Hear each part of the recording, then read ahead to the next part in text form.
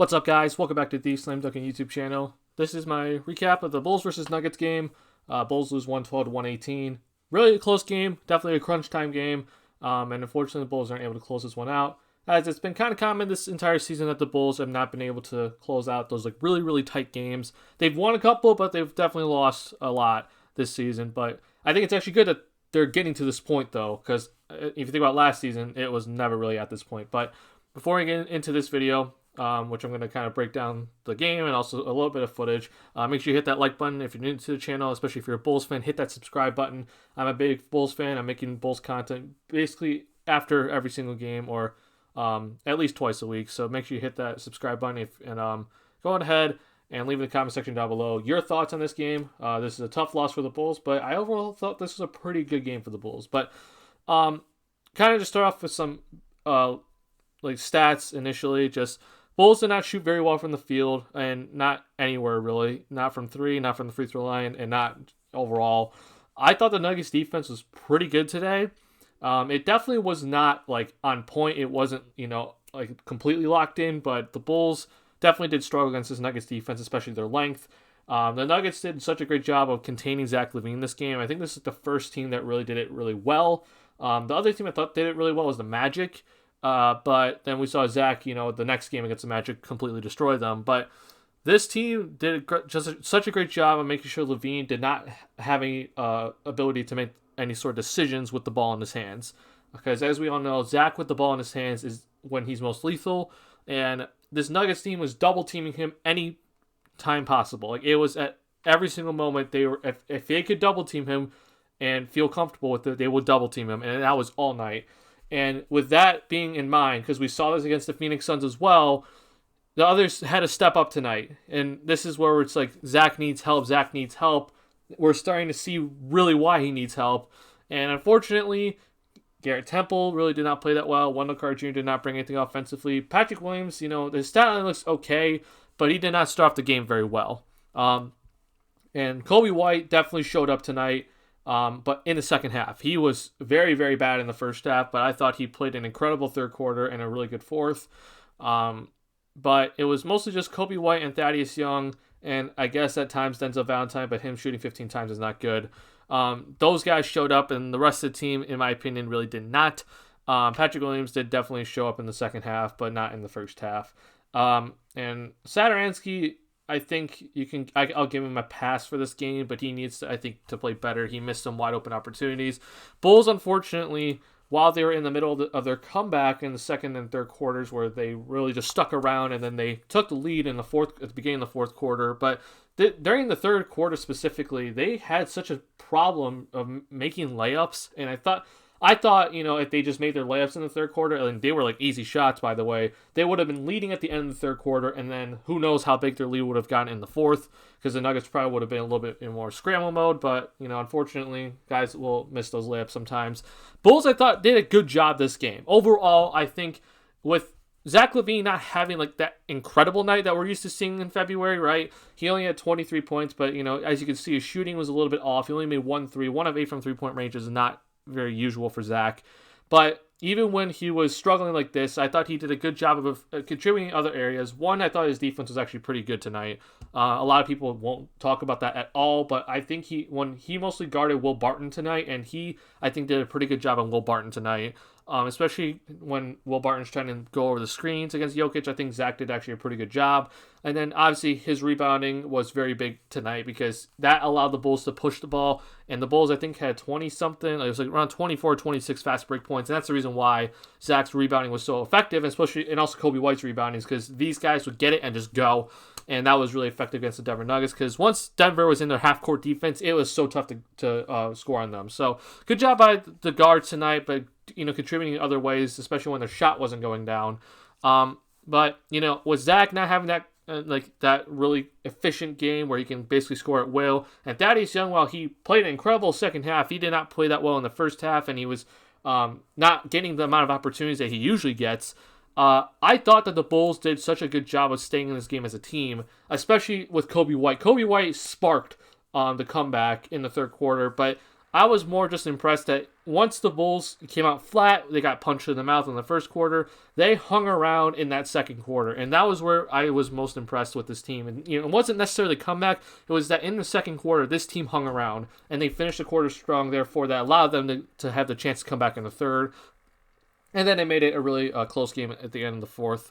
And unfortunately, the Nuggets, they're just a better team. And I was trying to make it very obvious to Bulls fans, while this Nuggets team is 19-15 right now, we have to understand that this team was coming in as a contender, right? We all thought this Nuggets team was a contender. They were just in the Western Conference Finals last season. So to beat, have this a 6-point game, really, it was closer than that in the fourth quarter, and be able to not only stick around with them, but then come back on them and actually take the lead. That's a really good game for the Bulls. They did a pretty good job against this Denver Nuggets team. And I can't be upset because, the turnovers, which have been such a problem the past couple of games, they only had 10 tonight, right? They did such a good job eliminating their pet peeve right now, and that's their turnovers are their biggest problem is their turnovers. And they did such a good job at that. Now, the defense is a whole other issue right now, but one of their main issues that they limited, and that was their turnovers. They had less turnovers than the Nuggets and still had the 25 assists that we're used to seeing on a game basis. So I think overall, you can't be mad if you're a Bulls fan. I already know, I've seen Twitter. A bunch of Bulls fans are already pissed.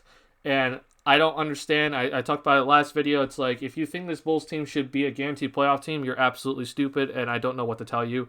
Because this team is, remember, rebuilding mode. And the fact that we even have 15 wins right now, I think is a big accomplishment. To be honest, I think we should only have 10. That, if I had to put a marker on this Bulls team to be how many wins would they have around this time? And I'd say about 10. And we have 15, and we're in the middle of the pack of the Eastern Conference. We can't be that. If you're a Bulls fan, you can't be upset because technically we're still in the playoffs right now because of the play-in tournament. But obviously we want to be up here. But if this team isn't the 8th or 7th or 6th seed at the end of the season, I'm not going to be upset because again, it's a rebuilding/evaluation season. Hence, what Karnisovas was saying that he was more worried about the development of this team, not looking to make a trade to help this team moving forward. He was more just looking at, okay, we have some guys out. We want to just evaluate them even more, but more importantly, we want to develop these guys and try to make a push for the playoffs. Knowing that because the Eastern Conference is so jam-packed and so is the West, if you look down here, it's also pretty jam-packed in the bubble seeds. Not a lot of teams are selling pieces, so it's not smart for the Bulls to go out and try to overpay for a guy to help this team get to the playoffs. Why not just let these guys develop? It's going to be okay. But a couple of things I want to talk about in this game. One was Zach and his ability to read the defense. It definitely has shown improvement, but this game he also had some trouble because the Denver Nuggets, again, anytime they were doubling him, and that means that anytime LaVine ran the pick and roll, it was an immediate double. Now, he definitely improved as the game went on. You saw that he was able to read it much better, especially in the fourth quarter. He was seeing it before it happened, and that was good by Zach, but at the beginning of the game, it was tough for him to understand what was happening. And I was kind of disappointed because I thought that maybe he should have, at some moments during this game, because we know that no one can stay in front of Zach LaVine one-on-one, right? I thought that he probably should have isolated at some moments, and I know a bunch of Bulls fans are like, isolation, that's not a good idea. But if you think about it, though, if Zach LaVine isolates, and I've said this before, and this happened against the Orlando Magic, that if LaVine isolates, then the opposing team has a harder time doubling him, right? So if, let's say, instead of running the pick and roll, maybe you slip it, then LaVine gets that one-on-one matchup that he's looking for, and it's still occupying that big man who would usually come over and double him, right? If the big man slips it, then that big man is still rolling towards the rim, which then occupies his defender. Therefore, Zach could probably get a one-on-one matchup and then an easier look at the rim. So I was kind of hoping he did that this game, and unfortunately he did not. But I hope that if this continues to happen, which I have no doubt in my mind that the opposing teams are going to continue to do this against him, which is double him at all points possible, then he needs to start being aware of hey, if they're going to double me off the pick and roll, then I have to get that one-on-one matchup that we're looking for, and maybe sometimes just call off the offensive set, because this offensive set, especially for the Bulls this season, they run a lot of pick and roll with Zach, and if that's not working and he can't find the open man because they're doubling him so quickly, then he needs to adjust to it, and Billy Donovan also needs to adjust to it as well. Now, other thing I want to talk about, I've seen so much criticism and hate on Twitter, and I get it. A bunch of Bulls fans, this is how it goes with Bulls fans. But Nikola Jokic absolutely dominated this game, and I was not shocked because this has kind of been how it is for the Bulls this season, is that when an all-star big comes in, they're probably going to do well. But the main thing that I'm just kind of surprised about with Bulls fans right now is that they're going at Wendell Carter Jr. right now for his poor defense. And to be honest, I don't think it was actually that poor. I actually think Wendell did as good of a job as he could. But we all know that Jokic is just Jokic, right? And for some odd reason, a bunch of Bulls fans are acting like Wendell should be shutting down Jokic, who's in MVP conversations, or he should have shut down Embiid when Embiid went out for 50, right? Like, I don't know why Bulls fans think that way, but that's not possible, right? We're talking about 2 MVP caliber players, and, Jokic, he put up 39, 14, and 9 against us, against Wendell Carter Jr. specific, but it wasn't just Wendell, Thaddeus Young also guarded him, and also Cornette, and none of them did a good job tonight. So if you're gonna criticize Wendell, you need to criticize all Bulls big men who guarded him. But if you think, I just don't know what Bulls fans are thinking, that like they expected that Jokic was gonna be held to like 10 points tonight, because if you look at what Jokic has done this season, look, points, rebounds, and this is the team that they're facing. So this, who I think is the defensive player of the year right now, Nikola Jokic put up 47 points and 12 rebounds against Rudy Gobert. So if he's doing that against Rudy Gobert, then I don't know what you're going to expect against Wendell Carter Jr., who is obviously not Rudy Gobert, right? So I'm just upset with Bulls fans who think that Wendell should have kept him to like 10 points tonight, because I don't know why you think that. And, same thing with Embiid. Like, Embiid's dominated everyone this season, no matter who it is, right? So expect to be dominated. It's what's just going to happen, right? So Bulls fans that are saying stuff like that, I don't understand where you're coming from. Now, I do think that a lot of Bulls fans are using this as like, wow, Wendell sucks. And then they're going back to like other games where he's faced, not all-stars at the center position. Yeah, I agree. Wendell has had some unfortunate games this year where it's like other guys that aren't exactly all-stars have played well against him. But to critique him about his defense tonight and, just bringing up how Jokic had a great game, that's not valid critique at all. You can critique his offensive game. Like, he did not have a good offensive game this year. This game. And I 100% agree with you if you're upset with his offense tonight. But that's not, you can't be upset about his defense, because no one can guard Jokic no matter what, right? And then this brings me to my other point here. So I'm seeing a bunch of Bulls fans, and so like this guy right here, he tweeted like centers against the Bulls this season, and you can see it's like, wow, look at all this, and wow, Embiid, Jokic, Vucevic, AD, who Wendell really didn't guard. Bagley is also the power forward, and Rui Hachimura is also a power forward, so this doesn't count either. But, I think of like Thomas Bryant had such a good game against Wendell Carter Jr. as well. But I think personally, I'm fine if you do this. If you're upset with Wendell Carter Jr.'s defense, then, I have no problem with you.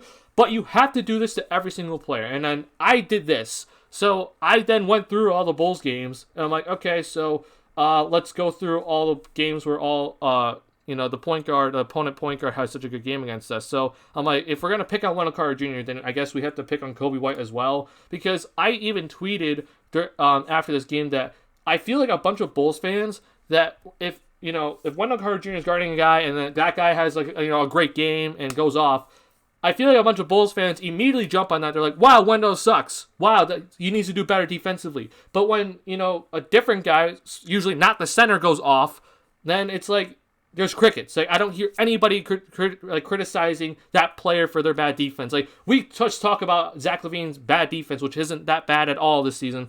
Like, just in like one normal play, like a back cut or something. So it's like Bulls fans really pick and choose who to critique and everything. But if you're going to be critical of Wendell Carter Jr., then you better be critical of Kobe White as well, or, let's say Patrick Williams as well, who has not done very well defensively against some guys this year. So, I brought up this thing. I'm like, point guards against the Chicago Bulls this season. And this is who Kobe White has guarded in these games, right? Trae Young, 37 points. Malcolm Brogdon, great games in both games. Steph Curry, 36. Russell Westbrook, triple-double. Jalen Brunson put up 31 points on Kobe White's head. Damian Lillard had 44. Luka Doncic had a 36-point triple-double, right? Devontae Graham at 24. Victor Oladipo at 32. De'Aaron Fox at 29 against the Kings in their last game. Lonzo Ball put up all these numbers when he shouldn't. Chris Paul absolutely dominated, which is, by the way, this is wrong. I put it right here. It should be 14 points, 15 assists. Elfrid Payton, who shouldn't be putting up these numbers, put these up against Kobe White, right? So if you're gonna bring up all like, wow, look at all the centers against Wendell Carter Jr. this season. Look at all the numbers he put up. I'm like, you can do this. If you're gonna do this, then fine. I'm fine with you doing that. But you better be aware of what like stuff like this happening to other players as well. And if you only critique Wendell Carter Jr., then I have a serious issue with you. You need to be critical of every single Bulls player then, because the Bulls defense has not been good at all this season. Like, it's been getting better, and they're around average right now. But especially at the beginning of the season, no one was playing good defense. Not a single person. So you better be critical of every single Bulls player if you're going to critique Wendell Carter Jr. like this. If you don't, then you need to check yourself and start being fair with your critiques, right?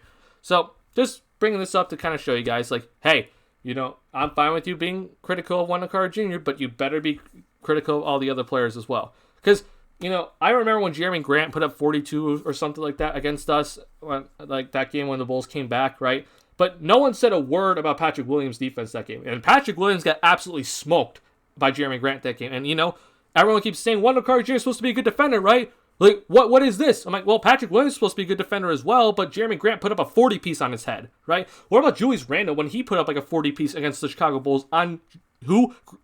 Patrick Williams, right? It wasn't Wendell Carter Jr. guarding Julius Randle. It was Patrick Williams guarding Julius Randle, but no Bulls fan said anything about Julius Randle putting up 40-something against Patrick Williams, because we're just like, no, we're not going to critique Patrick Williams at all. And it's like, well, Patrick Williams is a rookie. But I'm like, well, Wendell Carter Jr. is in his third year. And he's missed a lot of time. And I'm going to say the same thing about Kobe White, right? It's like, yeah, I see these games, and he has not been very good defensively, but I'm not going to be so critical of him because he's still young, right? But the other thing, too, is I don't understand why Bulls fans are going insane about, like, the games where, for example, like, Embiid, Jokic, Vucevic, AD, Towns, like, these top 5 guys, and they're all great centers, or AD's, great big men, right? And even Ayton, 22 and 7, like, to be honest, I think Wendell actually did a pretty good job on Ayton, and no one's talking about that. But, Ayton's about to be an all-star, right? So, like, to be critical of when these guys go off against whoever, and then it's like, that doesn't make sense to me, because they're supposed to go off. They're in MVP conversations for a reason. They're all-stars for a reason, because no matter who's guarding them, they're going to score and they're going to put up their points, right? So it wouldn't be fair for me to be so critical of Kobe White when he guarded Steph Curry and put up 36 on his head. It's like, yeah, it's kind of expected, right? It's Steph Curry. He's going to do that. Or Russell Westbrook putting up a triple-double, or Damian Lillard putting up 44 points, or Luka Doncic putting up a triple-double and 36 points, right? It would be bad of me to critique him, to critique Kobe White for that, because that's what great all-stars do, is that they're going to do stuff like this. So I don't understand why we're using this, right, when it's like those players like Embiid, Jokic, Vucevic, AD, Towns, and Ayton, they're going to have good games. Now, it's the other stuff where it's, I don't count Rui because he's a power forward, but, Cantor and Bagley, yeah, that needs to get better. But I could say the same thing about Kobe White. Jalen Brunson put up 31 points on Kobe White. That can't happen by Kobe White. Like, that can't happen, right? Or even like Victor Oladipo, he shouldn't have 32 points and 9 assists when he's a shooting guard when he's playing the point guard. Devontae Grant can't put up 24 on your head, right? Alfred Payne especially can't put up this stat line against you, right? That stuff needs to get worked on, right? You can't have that happen to you. So, I'm just basically saying, be fair with your critique. Now let's get into some footage here.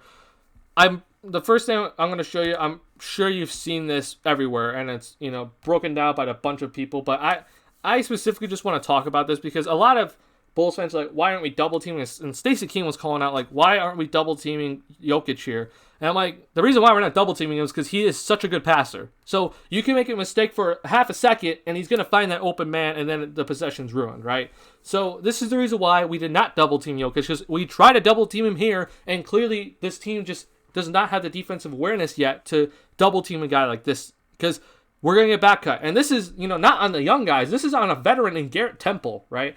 So you can't be like, this is on the young guys, and they're young and they're inexperienced. Like, this is on a veteran right here, this specific play. And this is the reason why we can't double team, because even just our vets right here are not defensively aware. So as you can see, this is Thaddeus Young right now. And now we're going to, once Jokic gets the ball, we're going to double team from the weak side. So this is Satoransky, and his man is Monte Morris, right?